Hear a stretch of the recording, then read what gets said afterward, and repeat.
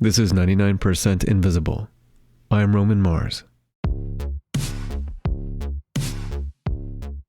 Downtown Oakland, where we work, is beautiful, but it doesn't cut a very distinct skyline. Sure, there are the cranes down by the port, and those are pretty famous. But in terms of downtown Oakland proper, there's pretty much just one building that defines the nighttime skyline. The Tribune Tower. It used to be the headquarters of the newspaper, the Oakland Tribune. The paper moved up the street, so now the tower is an office building. That's producer Avery Trufelman. The Tribune Tower, which happens to be right by our office, was the tallest building in Oakland in the 1920s. It's a 22-story tower, topped with a copper-coated pitched mansard roof and a sandy brick exterior. It's really unique architecture, but that is not why it's the most distinctive building in Oakland. It's famous because it says Tribune in gigantic orange-red neon letters on all four sides of the building, and each side has a neon clock with neon hands. And it's always on, every night, never flickering, rarely is a letter out. Because the Tribune neon has a secret weapon on the top floor of the tower. Take the elevator to the 20th floor. There you'll see a door. Restricted area, limited access. And there's a flight of narrow stairs. Up the stairs, you'll find a man. John? Hi. Hey there. John Law, the keeper of the neon. We are on the 22nd floor of the Oakland Tribune Tower. So I have a tiny office space in one corner, and the current owners, I have a wonderful arrangement with them, and, we rent the place from them, and I keep their neon signs going. By trade, John Law is a sign installer and maintainer, and he is the one that keeps the Tribune Tower neon blazing. Nowadays, a wraparound neon clock on the 20th floor of a building is fairly rare. There were more in the 30s and 40s. They built a lot more buildings with signage on them and neon on them. They're almost all gone. The Tribune neon, like many, many neon signs, has had periods of darkness and neglect. Most signs of this size have been allowed to flicker out and die. But thanks to John and the owner of the tower, the Tribune neon, after a period of neglect, has been on consistently since the late 90s. And this is no small feat. This is back of one of the four clocks. Watch your head coming in. John can repair some of the neon from within the tower. But if I have to get out on the face and work on the neon, on the letters, I have to clip into. I have a full body harness and kind of step onto the face of the letter with my butt hanging over a drop. A drop of something like 300 feet. But John loves heights. And he loves neon. There's nothing like neon. I mean, other light sources, they don't have that kind of fuzzy, otherworldly look to it that you get with neon. And neon signage, can be very beautiful. And a lot of people in the past have considered it to be cheesy and ugly and representative of some dying commercialism that they found unpleasant. People like philosophers, essayists, writing critiques of late capitalism, they use neon as a metaphor to express their distaste for the neon hell that we all live in. Christophe Ribat is the author of Flickering Light, A History of Neon. And I teach American Studies at the University of Paderborn in Germany. For Professor Ribat, to study neon is to study America. A blinking in the night in some American diner, that's just something, if you're coming from a European background, it has a really kind of aesthetic power to it. It is a great metaphor of American culture, even though it's not an American product per se. The gas, neon, was discovered in 1898 by a British scientist named Sir William Ramsay. It was a new gas, so he named it for the Greek neos, meaning new. Ramsay realized that if he ran electricity through this new gas, it would burn bright orangey red. But he basically said, oh, that's cool, and then forgot about it, moving on to find other gases and ultimately win a Nobel Prize. But neon lights as we know them were made and popularized by another chemist. It was this Frenchman, and he played around with these neon tubes, and he was a pretty good businessman and thought, well, we could do something with this. A Frenchman named Georges Claude made his first neon lights in 1910, and he eventually quit chemistry to start a business called Claude Neon. It was the first to sell this new lighting for decor and for advertising. The first neon signs were up in Paris. The barber shop was the first shop ever to have a neon sign. And then it really spread around the city of Paris. And from Paris, then it spread around the world. George Claude may have been the father of neon lights, but he was not a good guy. Well, yeah, it's hard to fall in love with him. He turned into an ardent follower of Nazi Germany. Great businessman, but also doubtful morals. But neon swept the United States. It was brighter and more efficient than incandescent lighting, and Americans were giddy with it. By 1924, the company Claude Neon had franchises in 14 major cities across the country. By the 1930s, there were 20,000 neon advertisements in Manhattan and Brooklyn, most of them made by Claude Neon. Neon signs were the embodiment of prosperity. So neon was on respectable, upscale spots like movie palace marquees and opera houses.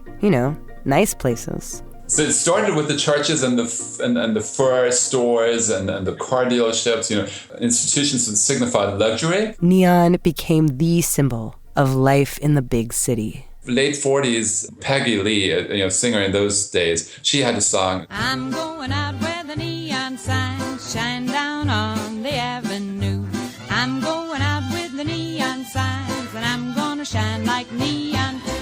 It was really this neon enthusiasm of that period. But the initial excitement fades. The popularity of downtown wanes. People move to the suburbs. The cities grow dark.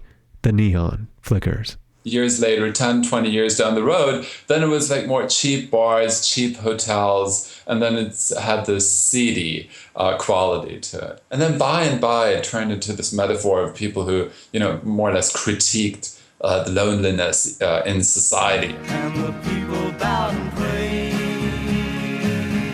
to the neon god they made.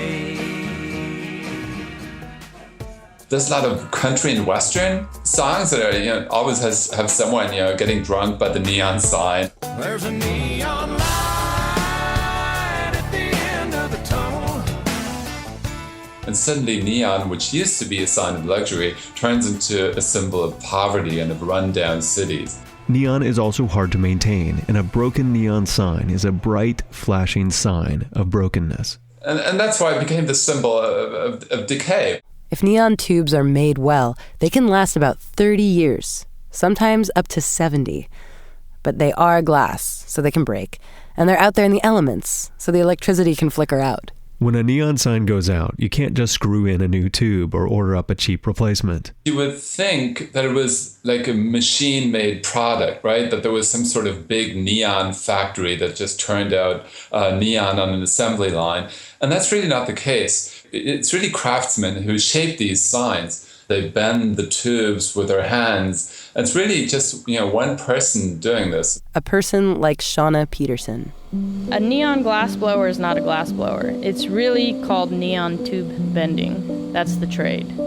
We're tube benders. Shauna Peterson has been bending since 1987. She says color is a good way to decode these signs, to know what's inside of them and what quality they are. Red neon lights are the most basic and the most popular. And that's like a reddish orange. And that's the standard neon red. That is pure neon gas. It just naturally burns that color. And then there's blue neon, also pretty basic. The cool secret about blue neon is that it's not actually neon gas. It's argon gas, brightened with a little mercury. But we still call them neon signs. And for a while, almost all neon signs were just red and blue. Pure neon or argon mercury in clear tubes. Then the industry came up with a way to make any color you want. There's a phosphor powder coating on the inside of the tubes. Benders can use tubes with different phosphors on the inside of the tubes to create more colors than just red and blue. Use a fuchsia, use a green, a lime green. Go for lime green, Use of color done well is nice.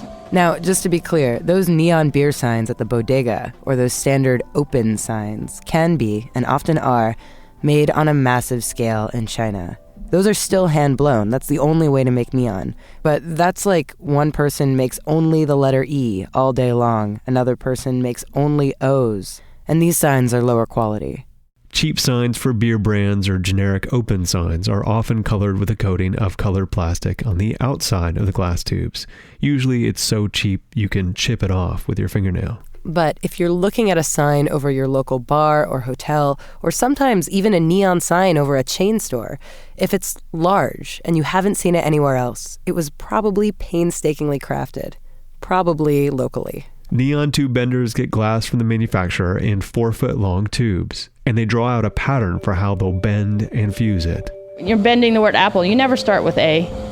You have to map out in your mind where those curves are and how they're going to change direction, and generally you're going to start somewhere in the center of that word and work your way out. And Shauna has a number of different burners and tools to manipulate the tubes. To bend a curve, she'll hold the glass tube on either end over an open flame burner. And when I'm using it, it sounds like this.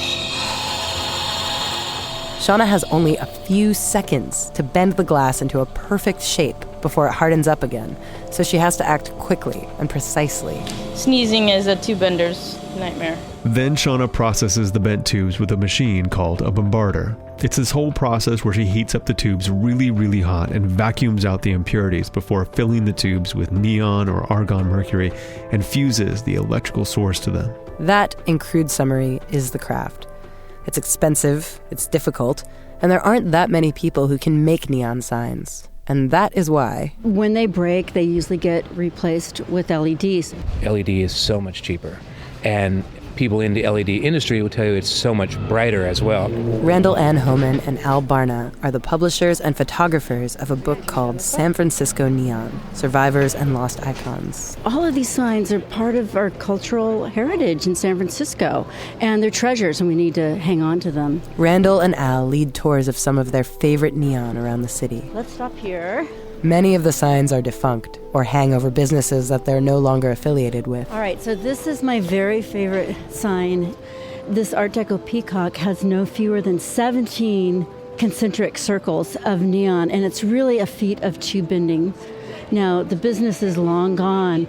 It's kind of a miracle that it's still here. San Francisco was once covered in neon. Look at an old picture of Market Street from the 1950s and you'll see it looks like the Vegas Strip, all aglow with flashing lights. Then in the 60s, there was a campaign to get rid of all that flash and beautify that part of town. And almost all those neon signs were removed. And around the rest of the city, pretty regularly, stops on Randall and Al's neon tour will just vanish. Yeah, it's embarrassing and awkward to bring a tour group around the corner to talk about a sign that doesn't exist anymore. So it kind of illustrates the nature of neon signs. If you're interested in photographing them or painting them, do it as quick as you can because they can disappear overnight. And it's not just San Francisco. New York also went from having tens of thousands of signs in the 1970s to just a couple hundred today. Hong Kong is losing a lot of its spectacular neon displays. Signs change with their cities. But in some spheres, neon is having a little revival. The few neon benders around are getting a lot of business from high-end restaurants and hotels, companies who want quotes illuminated on their walls, or artists who are commissioning neon pieces. Now, a custom neon sign represents an emphasis on craftsmanship and style, tinged with a bit of nostalgia. And sure, this all sounds very artisanal and stuff, but this might just be the way the neon craft survives. At its core, the ingredients are simple: glass, electricity, and gas from the air we breathe. And the results bend into something spectacular.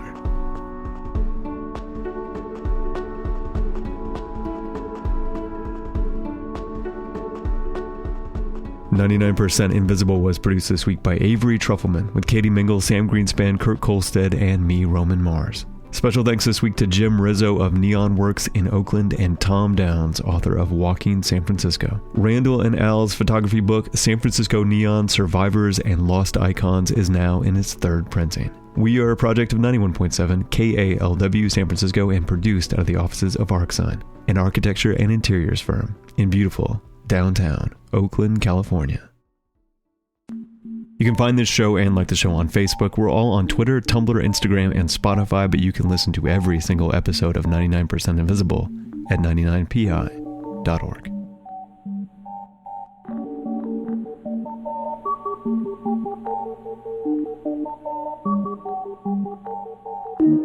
Radiotopia.